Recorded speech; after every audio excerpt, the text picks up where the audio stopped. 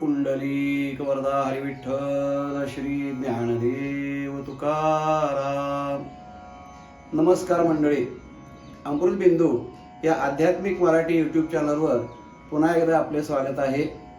मंडळी, आपण या चॅनलवरती मनाच्या श्लोकांचा विचार करत आहोत, चिंतन करत आहोत. आणि आजचा श्लोक असा आहे: मना पाप संकल्प सोडून द्यावा, मना सत्य संकल्प जीवी धरावा, मना कल्पना ते नको विषयाची, विकारे घडे ओजनी सर्वशीची. श्रीराम. समर्थांनी या श्लोकामध्ये फार महत्त्वाचे दोन सिद्धांत सांगितलेले आहेत. मनाची अनेक कार्य, मनाच्या अनेक प्रकारचे स्वभाव उलगडून या श्लोकांमधून आपल्याला पाहता येतात. या श्लोकामध्ये मनाची दोन कार्य समर्थांनी सांगितलेली आहेत. पहिलं मनाचं कार्य हे की मन हे आपला संकल्प करत असते, आणि दुसरं कार्य सांगितलं आपलं मन ही कल्पना करत असते. आता संकल्प म्हणजे काय आणि कल्पना म्हणजे काय ह्याचा थोडक्यात विचार करू. संकल्प त्याला म्हणतात की आपण एखादी गोष्ट करायची असं मनानं ज्यावेळेला पक्क ठरवतो, निर्धार करतो एखाद्या गोष्टीचा, आणि ते मन त्या कामाला लागतं, त्याला मनाचा संकल्प असं म्हणतात. मनामध्ये संकल्प आणि विकल्प हे दोन प्रकार असतात. विकल्प कशाला म्हणायचं तर एखादी गोष्ट करू का नको, करू का नको, केलं तर काय होईल, न केलं तर काय होईल, असं होईल का, तसं होईल का, असे उलट सुलट विचार मनात येत राहतात. त्याला मंडळी विकल्प असं म्हणतात. आणि एखादी गोष्ट करायचीच हे नक्की ठरवणं, निर्धार करणं, त्याला संकल्प असं म्हणतात. मनाच्या संकल्पामध्ये खूप मोठी ताकद आहे. मनाने जर एकदा एखाद्या गोष्टीचा संकल्प केला तर त्या मनामध्ये इतकी ऊर्जा आणि शक्ती निर्माण होते की त्या ठरवलेल्या गोष्टीपर्यंत मन सहजगत्या जाऊ शकतं. त्याला गरज आहे संकल्पाची. म्हणून मनाच्या संकल्पाला फार महत्त्व दिलेलं आहे. तर इथं महाराजांनी मनाच्या संकल्पाची आपल्याला ताकद सांगितलेली आहे. ही सांगत असताना मंडळी एक गंमत अशी आहे की इथं समर्थाने जो पहिला शब्द वापरला, मना पाप संकल्प सोडून द्यावा, आणि मग म्हटले मना सत्य संकल्प जीवी धरावा. का हो मंडळी, असं का? मना सत्य संकल्प जीवी धरावा हे चांगलं अगोदर का सांगितलं नाही? पाप संकल्प सोडून द्यावा ही वाईट गोष्ट अगोदर का सांगितली? तर त्याच्या पाठीमागे मंडळी कारण आहे. ते कारण असं आहे की वाईट गोष्ट निघून गेल्याशिवाय चांगल्या गोष्टीचा प्रवेश तिथं होऊ शकत नाही. एखाद्या घरातल्या वाईट शक्ती निघून गेल्याशिवाय चांगल्या शक्तीचं तिथं त्या ठिकाणी वावर निर्माण होत नाही. त्याकरता आपण वास्तुशांती वगैरे इत्यादी पूजा करत असतो. वाईट गोष्टी निघून जाव्यात आणि चांगल्या गोष्टी याव्यात. किंवा सोपं जर उदाहरण सांगायचं झालं मंडळी, एखाद्या भांड्यामध्ये जर नासलेली आंबलेली भाजी असेल तर ती काढून टाकून भांडं स्वच्छ घासून घेतल्याशिवाय त्याच्यामध्ये चांगली भाजी तयार करता येत नाही. हे जसं आहे तसं मनातले वाईट संकल्प जे आहेत, पापसंकल्प जे आहेत, ते आधी मनातून निघून गेले पाहिजेत किंवा काढून टाकले पाहिजेत. आणि गंमत अशी आहे मंडळी की आपलं मन जे आहे ते सत्य संकल्प किंवा चांगले संकल्प करण्यापेक्षा वाईट गोष्टीकडे त्या मनाचा कल अधिक आहे. आपण मागच्या 2-3 श्लोकामध्ये थोडक्यात आपण हे बघून आलेलो आहोत.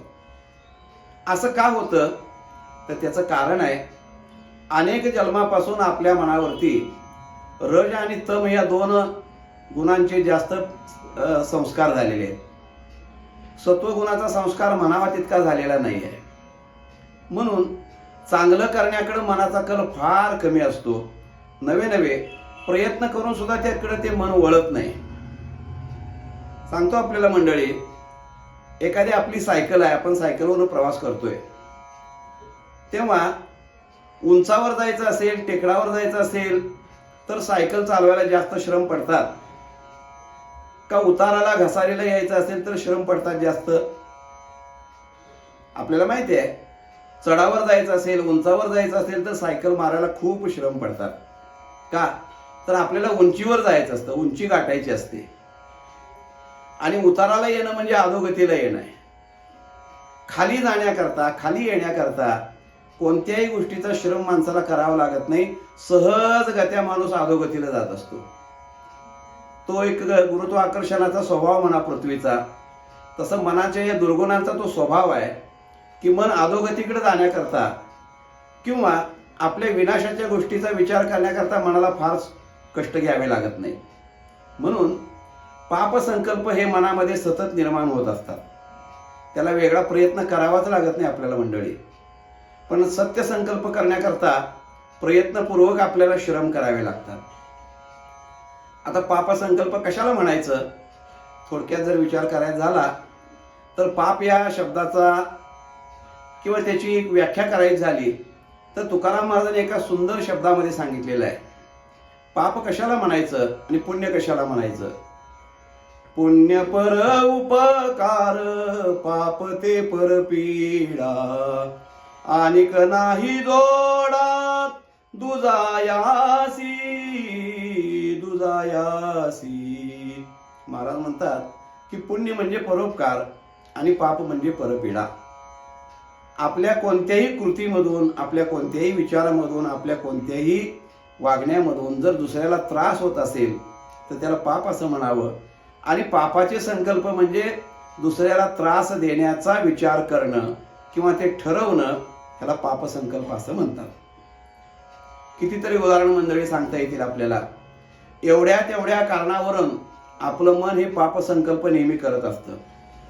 कल्पना अशी करा, एखाद्यानं आपल्याला काहीतरी एखाद्यानं जर बोलला किंवा एखाद्यानं थोडंफार आपलं नुकसान केलं तर आपण मनामध्ये लगेच ठरवतो मी त्याला बघून घेईन, मी त्याचा सर्वनाश केल्याशिवाय राहणार नाही. अशा प्रकारचे मनामध्ये संकल्प तयार होतात आणि त्याप्रमाणे मन मग त्या कार्याला लागतं. मंडळी, जुन्या काळामध्ये गावाच्या गावं, एक एक भावकीचे भावकी संपूर्ण एकमेकांच्या सूड भावनेनं नष्ट होऊन गेलेले आपल्याला उदाहरणं बघायला मिळतात. कशामुळं की मी त्याचा समूळ नाश केल्याशिवाय राहणारच नाही, मी त्याला संपवणारच, अशा प्रकारचा मन संकल्प करत असतं. ह्याला पाप संकल्प म्हणतात. आणि याच्यामध्ये होतं काय की समोरच्याचाही नाश होतोच, पण जो करतो त्याच्या वाटेवरती खूप अशा प्रकारचे काटे पसरवले जातात. त्याचंही जीवन नरकमय अशा प्रकारचं बनत असतं. ह्याला पाप संकल्प म्हणतात. पुराणामध्ये अशी कितीतरी उदाहरणं आपल्याला पाहता येतात मंडळी. महाभारतातलं उदाहरण जर बघितलं तर धृतराष्ट्राबरोबर गांधारीचं जे लग्न लावलं पितामह भीष्माचार्यांनी, तो गांधार देशाचा राजा सुबाल नरेश, त्याची मुलगी गांधारी, आणि भीष्माचार्यांनी जबरदस्तीने तिचं लग्न आंधळा असणाऱ्या धृतराष्ट्राबरोबर लावलं. त्यावेळेला त्या गांधार नरेशाने, त्याच्या मुलग्यानं म्हणजे शकुनीनं अशी प्रतिज्ञा केली की मी या संपूर्ण कुरुकुलाचा नाश केल्याशिवाय राहणार नाही. आणि तो प्रयत्नाला लागला. शेवटी संपूर्ण कुरुकुलाचा म्हणजे कौरव कुलांचा संपूर्ण नाश केला. फक्त भगवंत पाठीशी होते म्हणून पांडवांच्या वंशापैकी एकच बीज शिल्लक राहिलं, तो म्हणजे परीक्षिती. तर एवढी मोठी पाप संकल्पामध्ये ताकद आहे. म्हणून पाप संकल्प हा मनुष्यानं कधीही करू नये. एखादी गोष्ट आपल्याला आवडत नसेल तर दुर्लक्ष करावं, त्या माणसाचा, त्या व्यक्तीचा त्याग करावा, पण त्याचा नाश होईल, त्याची हानी होईल अशा प्रकारच्या प्रतिज्ञा, असे संकल्प मनामध्ये करू नये. मग माणसानं काय करावं तर सत्य संकल्प जीवी धरावा असं समर्थ सांगतात. सत्य संकल्प जीवामध्ये धरावा. मंडळी, पाप संकल्पाबद्दल आणखीन एक उदाहरण आठवलं म्हणून सांगतो आपल्याला. आपल्या भारतामध्ये नंद कुळाचं फार मोठं साम्राज्य होतं. हल्ली ज्याला पाटणा म्हणतात, बिहार म्हणतात, त्या भागामध्ये फार मोठं साम्राज्य होतं. त्या धनानंद नावाच्या राजानं विष्णू शर्मा नावाच्या ब्राह्मणाचा सभेमध्ये अपमान केला. वास्तविक ब्राह्मणाचा अपमान कोणीही आणि कुठेही करू नये असं शास्त्र सांगतं. आणि त्याने तो अपमान केल्यानंतर विष्णू शर्मा याला अतिशय संताप निर्माण झाला आणि त्यांनी मनामध्ये संकल्प असा केला. संकल्प म्हणजे प्रतिज्ञा, बरं का. प्रतिज्ञा आणि संकल्प ह्याच्यामध्ये फार फरक नाही. तर त्यानं असा संकल्प केला की मी या संपूर्ण नंद कुळाचं साम्राज्य जे आहे ते नष्ट करीन आणि या कुळाचा संपूर्ण नायनाट करीन, अशी प्रतिज्ञा त्यांनी केली आणि ती प्रतिज्ञा तडीला नेली. ते म्हणजेच ज्याला आपण आर्य चाणक्य म्हणतो, जी चाणक्य नीती जी आहे, अर्थशास्त्राचे जे प्रमुख आहेत ते आर्य चाणक्य, ही त्यांचं उदाहरण आहे. म्हणून पाप संकल्प जो आहे तो विनाशकारक असतो, स्वतःलाही आणि दुसऱ्यालाही. म्हणून समर्थ सांगतात की बाबा रे, हे म्हणा, तू संकल्प करायचं ही तुझी ताकद मला माहिती आहे. तू संकल्प केल्यानंतर कोणतीही गोष्ट तुझ्या हातून घडणं अशक्य नाही. पण संकल्प करायचा जर असेल तर कोणता कर? तर मना सत्य संकल्प जीवी धरावा. सत्य संकल्प कर ना बाबा. तुझ्याकडे ताकद आहे संकल्प तडीला न्यायची, पण सत्य संकल्प कर. सत्य संकल्प कशाला म्हणायचं? तर सत्य म्हणजे चांगलं, सत्य म्हणजे आनंद, सत्य म्हणजे पुण्य, सत्य म्हणजे परमात्मा. ही सर्व नावं, हे सत्य या गोष्टीला आपल्याला जोडता येतात.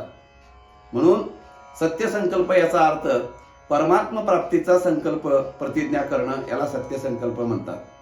आणि मंडळी, सत्य संकल्पामध्ये ताकद एवढी आहे की तुकाराम महाराज असं म्हणतात, सत्य संकल्पाचा दाता नारायण, सत्य संकल्पाचा दाता नारायण, सर्व करी पूर्ण मनोरथ, सर्व करी पूर्ण मनोरथ, सत्य संकल्पाचा दाता नारायण.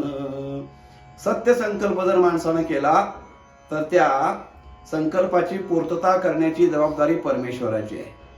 परमेश्वराची म्हणजे या विश्वामध्ये अणुरेणूमध्ये जी परमात्म शक्ती भरून उरलेली आहे, त्या परमात्म शक्तीचं एक असं वैशिष्ट्य आहे की तुम्ही त्याच्याशी एकरूप झाल्यानंतर ते तुमच्या मनातल्या गोष्टी पूर्ण करत असते. ती शक्ती, ती सर्व शक्ती, विश्वशक्ती ज्याला म्हणतात, ती तुमच्या प्रतिज्ञेबरोबर जोडली जाते आणि तुम्ही जे म्हणाल ते त्या ठिकाणी साध्य होऊ शकतं. एवढी ताकद तुमच्या मनाला त्या परमात्म्याकडून मिळत असते.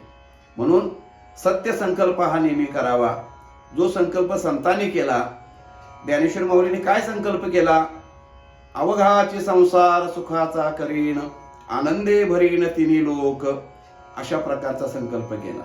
म्हणजे या संपूर्ण संसारामध्ये, म्हणजे या त्रैलोक्यामध्ये, या ब्रह्मांडामध्ये मी आनंद भरीन, आनंदानं त्रैलोक्य भरीन, अशा प्रकारचा संकल्प माऊलीने केला.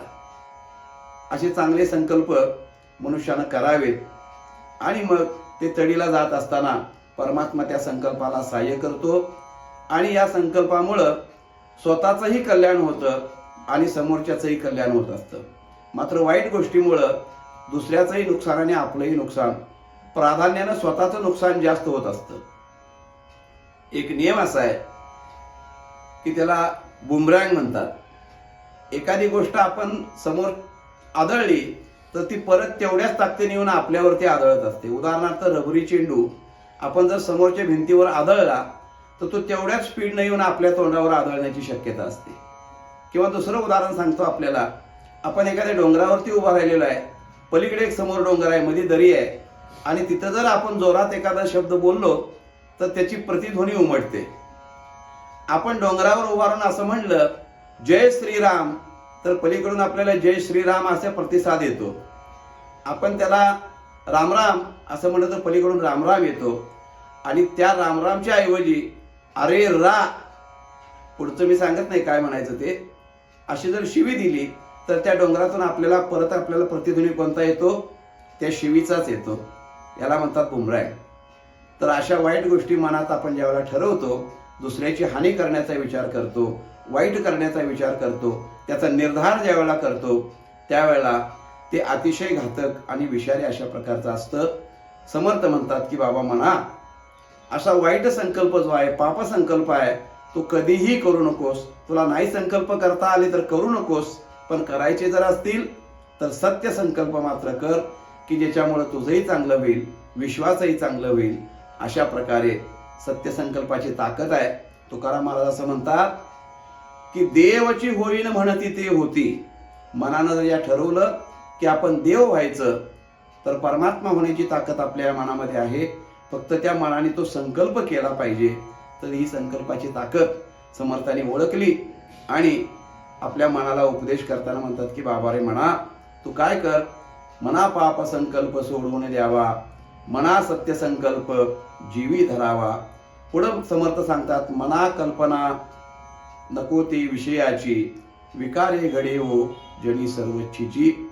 याचा भाग आपण पुढील भागामध्ये याचा विचार थोडक्यात आपण करू. मंडळी, आजचा भाग कसा वाटला ते जरूर कळवा.